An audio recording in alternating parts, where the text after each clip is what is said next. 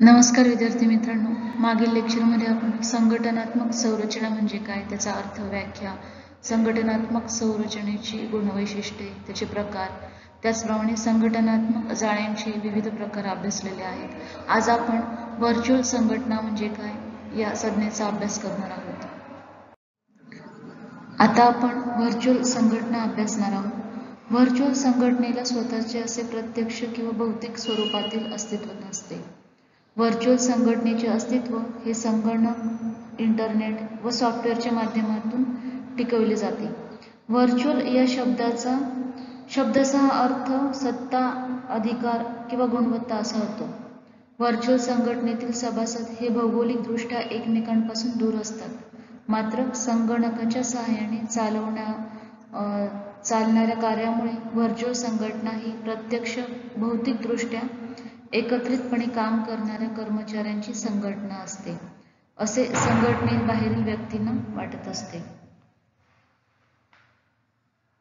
कामातील वास्तविकपणाचा प्रसार करण्यासाठी प्रत्येकाला योग्य माहितीची उपलब्धता होणे गरजेचे असते. अशी माहिती नेटवर्क, ईमेल, छोटे टेलिफोन यांच्यामार्फत मिळू शकते. वास्तववादी किंवा प्रत्यक्ष संघटना किंवा व्हर्च्युअल ऑर्गनायझेशन ही ICT म्हणजेच द इन्फॉर्मेशन अँड कम्युनिकेशन टेक्नॉलॉजीने निर्माण केलेल्या संदेशवहन जाळ्यांची एक संघटित संस्था आहे, जी आपल्या लवचिकपणामुळे आजच्या शक्तिशाली व प्रचंड मोठ्या अशा बाजारपेठेत यशस्वीरित्या उभी राहू शकते. अशा प्रकारची नवीन पद्धतीची ही संस्था 1990 मध्ये अस्तित्वात आली, जिला प्रतिकृती संघटना, मॉड्युलर ऑर्गनायझेशन, जाळीदार संघटना, नेटवर्क ऑर्गनायझेशन किंवा डिजिटल ऑर्गनायझेशन की ज्याला आपण व्हर्च्युअल संघटना किंवा आभासी संघटना असेही म्हणतो. व्हर्च्युअल संघटनेची व्याख्या आपण बघणार आहोत. व्हर्च्युअल संघटना किंवा कंपनी म्हणजे अशी संघटना होय की जिचे सभासद भौगोलिकदृष्ट्या परस्परांपासून दूर असतात व प्रामुख्याने संगणकाच्या सहाय्याने ईमेल आणि ग्रुपवेअरच्या माध्यमातून कार्य करतात, मात्र संघटनेबाहेरील व्यक्तींना ही संघटना एकत्रित स्वरूपाची आणि प्रत्यक्ष शारीरिक स्थळ असलेली संघटना भासत असते. व्हर्च्युअल संघटना ही वरच्या बाजूला वितरक आणि खालच्या बाजूला ग्राहकांशी अगदी घट्टपणे जोडली गेलेली संघटना असते, मात्र संपूर्ण व्यवस्थापकीय प्रक्रियांचे व्यवस्थापन करणाऱ्या कर्मचाऱ्यांशी मात्र व्हर्च्युअल संघटनेचा प्रत्यक्षपणे संबंध फार कमी येत असतो. व्हर्च्युअल संघटना ही निश्चित सीमा नसलेल्या संघटनेचा विशिष्ट प्रकार मानले जात असते. विद्यार्थी मित्रांनो, व्हर्च्युअल संघटनेशी निगडित असलेल्या या मुद्द्यांच्या आधारे आपण व्हर्च्युअल संघटना ही संकल्पना अधिक चांगल्या प्रकारे समजावून घेऊ. सर्वप्रथम तंत्रज्ञान.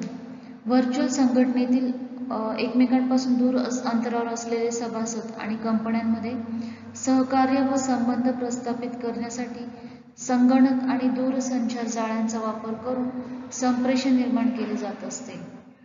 तंत्रज्ञानाचा वापर हे व्हर्च्युअल संघटनेचे मूलभूत तत्व असते. ते संगणक व दूरसंचाराच्या माध्यमातून एकमेकांच्या संपर्कात राहत असतात.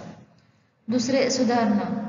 व्हर्च्युअल संघटनेच्या निरनिराळ्या भौगोलिक स्थानांमध्ये विखुरलेल्या प्रत्येक कर्मचाऱ्याकडे स्वतःचा असा काही वैशिष्ट्यपूर्ण गुण असावा लागतो. पुढील मुद्दा आहे संधी.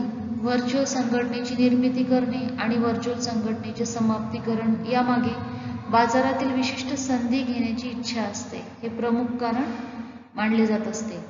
संघटनेच्या प्रकल्पांवर प्रामुख्याने लक्ष केंद्रित केले जावे ही व्हर्च्युअल संघटनेची गरज मानली जात असते. पुढील मुद्दा आपण सांगू शकतो विश्वास.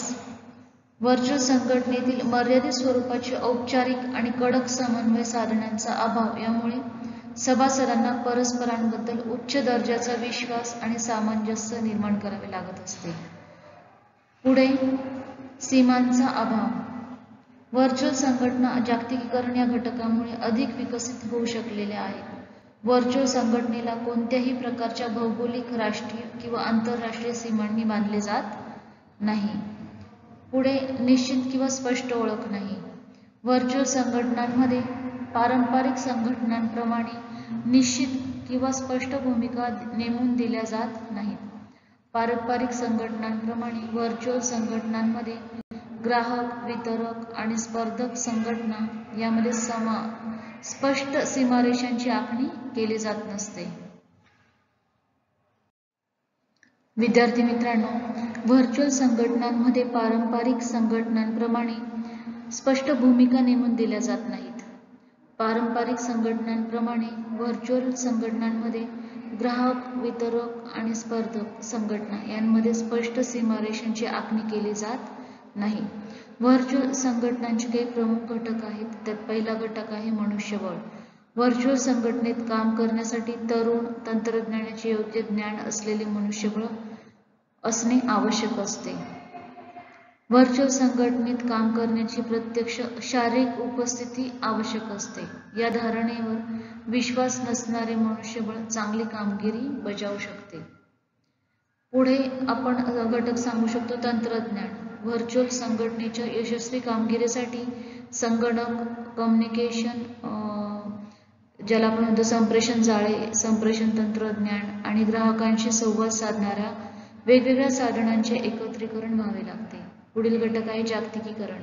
जागतिकीकरणामुळे व्हर्च्युअल संघटनेत परस्परांशी संगणकाने जोडल्या गेलेल्या सभासदांद्वारे ज्ञान, माहिती, वस्तू, पैसा आणि कल्पनांसाठी परस्परांवरील अवलंबित्व वाढत असते. पुढील घटक आहे स्पर्धा. जागतिकीकरणामुळे बाजारातील वाढत्या स्पर्धेत टिकून राहण्यासाठी नाविन्यपूर्ण कल्पना संघटनेला राबवाव्या लागतात. पुढील घटक आहे बदल.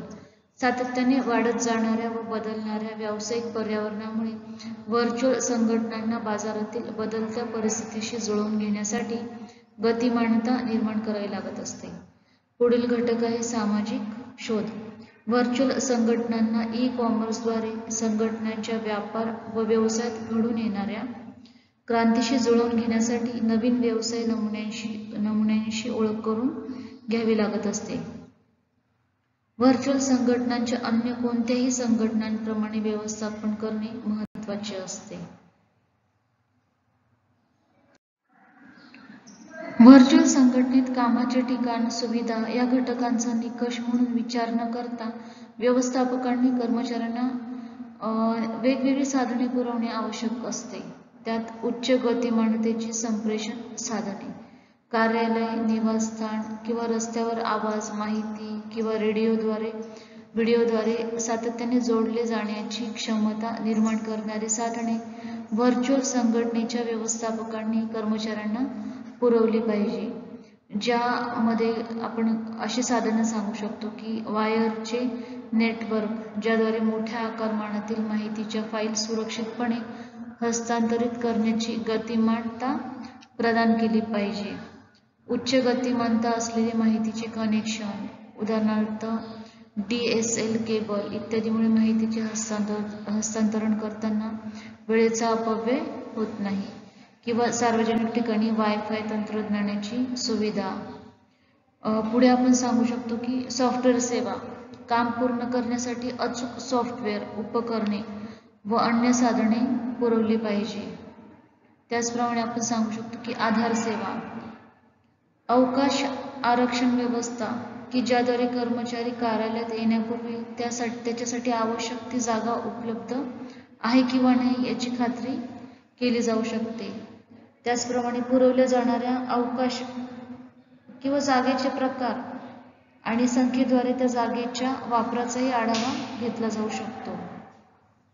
ईमेल आणि अन्य माहितीच्या पॅकेजचे वितरण याद्वारे संघटनेच्या कार्यालयापासून दूर अंतरावर असलेल्या कर्मचाऱ्यांना आवश्यक ती माहिती ही वेळेवर घरबसल्या उपलब्ध होत आहे किंवा नाही याची खात्री केली जात असते. आज आपण व्हर्च्युअल संघटना म्हणजे काय, त्याचा अर्थ, व्याख्या, व्हर्च्युअल संघटनेची रचना, व्हर्च्युअल संघटनेशी निगडित असणारे विविध मुद्दे, त्याचप्रमाणे व्हर्च्युअल संघटनेचे प्रमुख घटक जे आहेत त्यांचा सविस्तरपणे अभ्यास केलेला आहे. त्याचप्रमाणे व्हर्च्युअल संघटनेतील कामगिरीच्या दर्जात सुधारणा करणारी साधने कोणकोणती आहे यांचाही आज आपण सखोलपणे अभ्यास केलेला आहे. धन्यवाद.